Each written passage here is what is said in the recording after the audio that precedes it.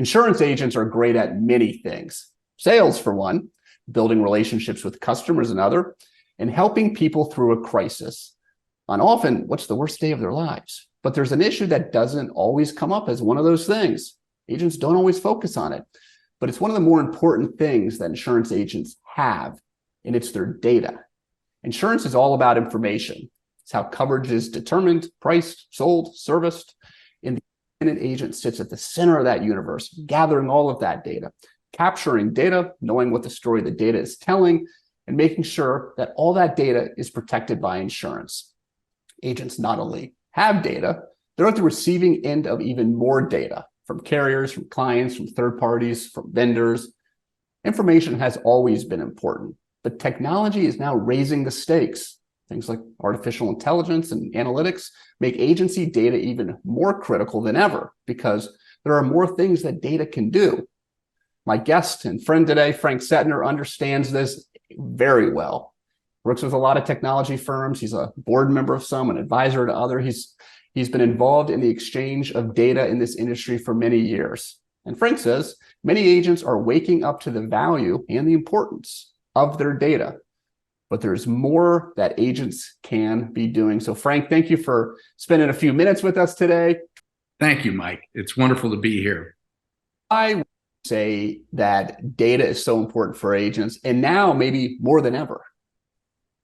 Well, as you mentioned in your introduction, we are having new technologies at our disposal that help agents utilize data in order to make insights and understandings for their business and for their customers that they were unable to make before. And candidly, the biggest problem that those new technologies have is that a lot of the data that they're trying to draw inferences from is not clean. It's not accurate. It's not really representative of the true condition that the customers, their risks, and their coverages offer for insight. And that lack of clarity in the data, that inaccuracy in the data, gets compounded when you begin to use technologies to derive inferences from that data. You've actually told me a funny story on this, and in some ways a sad story, about endorsements in a study that you did. And tell us, what was the number one piece of customer information that was incorrect? Yeah, this was actually a survey that a carrier did of their small commercial database. And they were looking for the most frequent transactions that were performed after the initial implementation of the policy, the endorsements, the corrections that were made to data. And the number one piece of data that was incorrectly entered into their systems was the customer's name. And you know, that is about as bad as you get. You know, imagine the customer receives the policy that you've newly issued from a new carrier. It's their first experience with this carrier, and what they get is a policy with their name spelled incorrectly on the policy. You know, what are some of the ways that agents can make accurate data a priority? Well, agents really know how to do this if they step back and think about it as a discrete responsibility. Okay, so if an agent wants to implement social media, which all agents have gone through in the last several years at least, if not previously, they create a position for a social media maven, someone who is going to be responsible for helping the agency target these new communications technologies and be responsible for getting the message out there in an accurate way. They know how to do it for accounting, right? There's somebody who's responsible for keeping track of how the information is stored and reported within their management systems from an accounting perspective, okay? For sales, they have someone who's responsible for creating sales targets and so on. They need to do the same thing for their data. They need to put someone in charge of data accuracy, of training their personnel in how to accurately and correctly enter data into their systems, how to identify the sources of data that may be corrupted and that need to be checked. And that person needs to take the responsibility and be given the responsibility by senior management of reviewing reports that come out of the system on a regular basis and alerting people to potential problems. The problems should not be fixed by the data czar, okay? You need to have the individuals who are sitting at the desk who are responsible for those accounts making those changes, because that's how they learn. That's how they learn to recognize the corrections they need to make and what the potential problem areas are where the bad data is coming from. I've heard you use an expression, and it seems there's no time to do it right, but there's time to do it over. And I know this relates to, how it's been and not how things should be, but can you elaborate on a little bit more about what that really means and why it should change? Yes. And I'll give you a classic example from an agency management system perspective. Agency management systems produce accord forms. One of the most frequently used accord forms that they produce is a certificate of insurance. And the certificate of insurance is typically an agency management system generated from the data in the agency management system.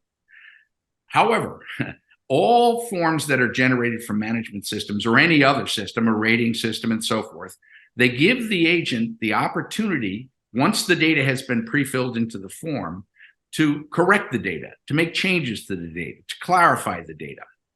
What winds up happening is there's wrong data in the system. It gets pre-filled to the form incorrectly. Rather than going back and fixing the data in the management system and regenerating the form, people fix it in the form, print or distribute the form via email, and never go back to fix their management system. That means that every time they go to do a future certificate, as an example, they're going to wind up having to correct that data.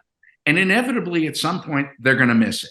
And so it becomes an actual E&O exposure for agencies, which they don't often think about. And of course, it is a very poor workflow because you always wind up having to do things over. It is much, much more difficult to redo things than it is to get them right in the first place.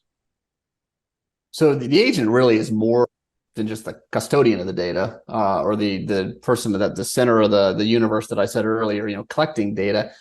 In many cases, they own the data. And you mentioned some considerations with agency management systems, but are there other ownership issues with just other technology partners that are passing data between maybe third party and agent? What other considerations related to ownership should an agent be thinking about? Well, I try to, and you may have noticed I didn't use the word ownership. And I think that there is a debate, and it goes back to discussions of the expirations, and it's been legislated in numerous states, and the state regulators have weighed in on it. Who owns the data? Okay. If anybody owns the data at the end of the day, it's the insured. Okay. But ownership is honestly beside the point. Okay. The most important thing is who controls access to that data, who controls access to it contractually, who controls access to it economically, who controls access to it technologically. Those are the key issues that agents need to be aware of and need to ensure that their contracts protect them and their customers. If you're listening to this conversation and you're an agent sitting in your agency thinking, this may be true, I may have all of this data, what do I do about it? How do I capitalize on it? What are the first things that an agent should consider if they are just trying to get their arms around the data in their agency? How can they maximize that? And what are the first couple of steps? Well, number one, go back and read your contract. Okay. The contracts that you have with all the vendors for all the different technologies that you utilize in your agency. And you need to make sure that your lawyer is reviewing those contracts and telling you what the net effect is. If you're not wanting to spend the money on your lawyer, copy the sections of the contract that sound like they might be related to data into ChatGPT and tell it to regurgitate that to you at a second grade level. Okay. I promise you it will be an enlightening experience. And this is one of the things about generative AI is that it's just wonderful, right? So number one is your contracts. Number two, make sure that someone within your organization understands and is responsible for all the data that is in all your various systems. That means they need to know where that data is stored, who's the vendor responsible that you've got a contract with for aggregating that data, what those terms and conditions mean on a day-to-day basis. They then need to examine that data in some kind of comprehensive way, okay? It's hard to pick up individual mistakes if you're looking at one record at a time. But if you dump your data into an Excel spreadsheet, you can scan it, and pretty quickly, someone who's trained to understand what the data should be can pick up on things that are wrong. You should then have that person, write up procedures for all of the people in the agency about how to update the data in their systems, where they need to go and how it needs to be done. You don't want to be triggering a whole bunch of endorsements when there's not really been a change to the policy, when you're just correcting things, as an example. You then need to go out to the marketplace and begin to identify what are some of the things that we would want to have in order to be digitally engaged with our customers and in order to have better insights about the data that we do have. This is a process. If you can get your data cleaned up before you go out and implement those new solutions, it'll be a little bit easier transition. Sometimes, however, you need to drive the process forward with a little more alacrity. And that can be done by implementing solutions that analyze your data and give you feedback on that data. Now, understand, you want to make sure your people know that these recommendations may in fact be flawed in the beginning. You have to go back and make sure that the data in your system from which those recommendations were made is in fact accurate. I really recommend highly putting together a project before you undertake any exposure of your data to your customers or third parties, before you implement new technologies, by putting together a task force of people, somebody from each one of your departments, personal lines, commercial lines, claims, accounting, and the data czar meets with those people on a regular basis to put together the plan for how we're going to get our data clean.